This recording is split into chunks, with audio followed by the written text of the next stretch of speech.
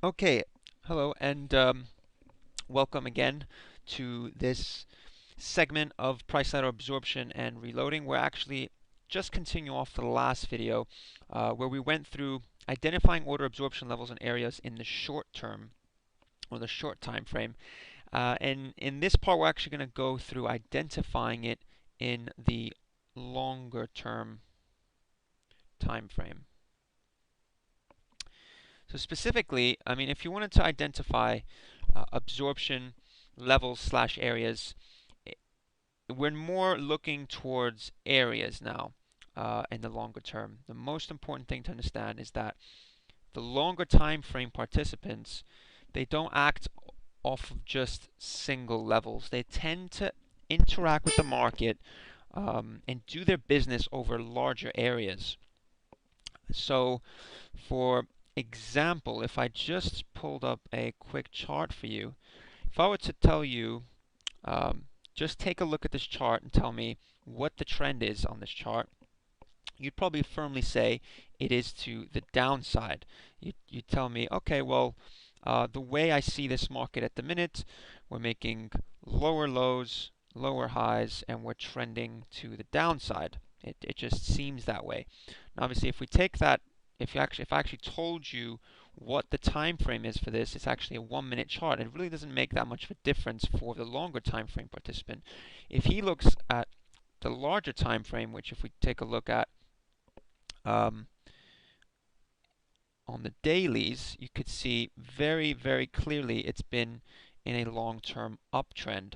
In fact, what we just saw now was just a small segment from that day here, that little downtrend in here. So really, it's all relative.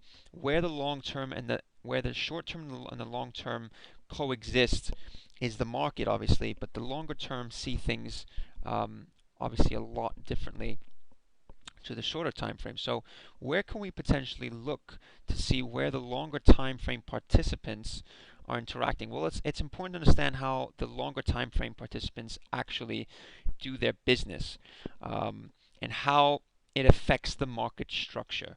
So usually longer time frame participants tend to accumulate and distribute their positions. So they don't tend to do it over a level, but over an area like we said before. So if we take, for example, a market that has this sort of market structure, so it's doing this, then it pops up, then it does this for a while, then it pops up, does this for a while, does a bit of that, and then potentially moves lower. Now, taking a look at this structure as it is right now, these areas are the areas where you need to be focused on. So this area in here is what we call the accumulation. So this is the accumulation zone. And the buyers, their mandate, so basically a fund will tell the trader on the desk, I want to buy over this 30 tick range. It's not necessarily 30 ticks, but if it's, let's say, they're buying bonds, make sure you buy over this 10 basis point range, or buy around the VWAP, or execute around whatever it may be. Their strategy will be to get their position filled with the least amount of impact on the market. So they'll be looking to accumulate in a certain area, and if you can identify those areas, that's where the market potentially starts its trend. So once that has been exhausted, once all the selling into this area, so if we have potential sellers,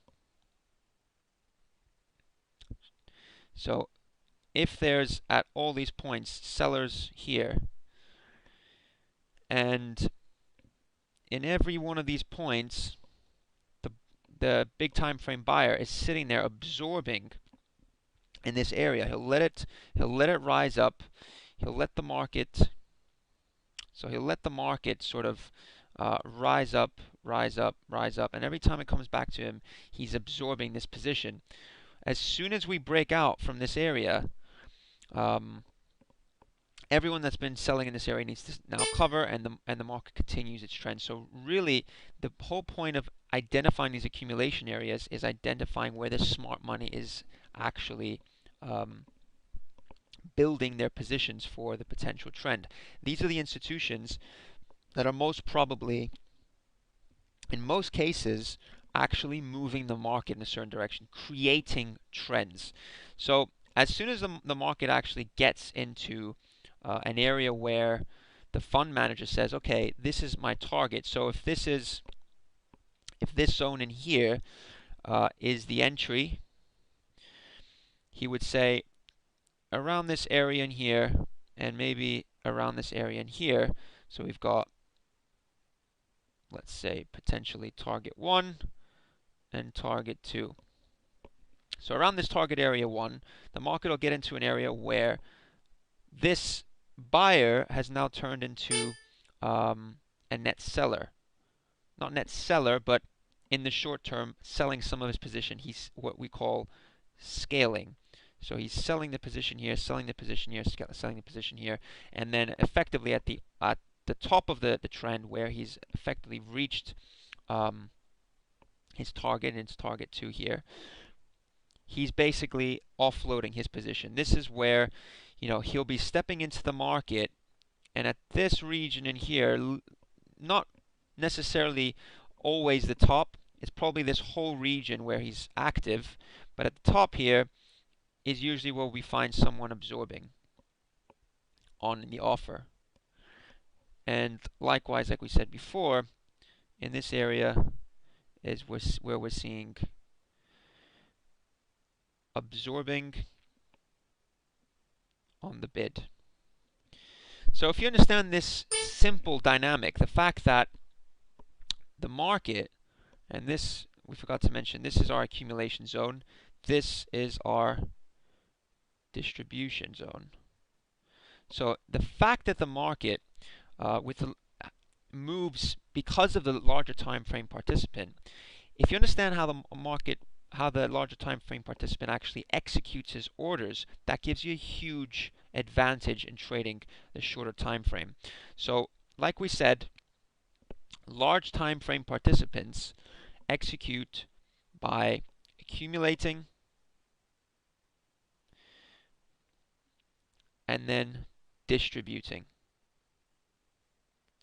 So if you understand this concept right in here, you can find potential entry points where you could see the market accumulating position. Now, it doesn't necessarily mean it's this straightforward. What I've shown you is a very, very simplistic model for how the market potentially moves through this accumulation and distribution. It could be such that the market or that potentially big fund could be buying in this region in here and then accumulating a little bit more of his position in here and then effectively distributing. It doesn't necessarily mean this has to be a target. This is just very arbitrary. Usually if this is his entry and this is his ultimate target, he could actually be scaling in on the way up. So you could actually see accumulation zones even in here where you're seeing accumulation. But you see, usually the biggest institutions are at the bottom and the top. There's big institutions that are in the middle, and they'll usually be executing their orders mid-trend when they actually see a little bit more confirmation as well. So no matter what the situation is, identifying the time frame of what you're looking for in the ladder is very, very important. And what we'll go through in the next part is actually identifying what that looks like on the ladder for each case, for a very short time frame and a longer time frame. And we'll also look at potentially scalping and trend following and even contrarian opportunities. And within that, obviously, that's where we're going to show you how the time frame actually plays its part. So stay tuned. Thank you for listening in, and we'll go through that in just a bit.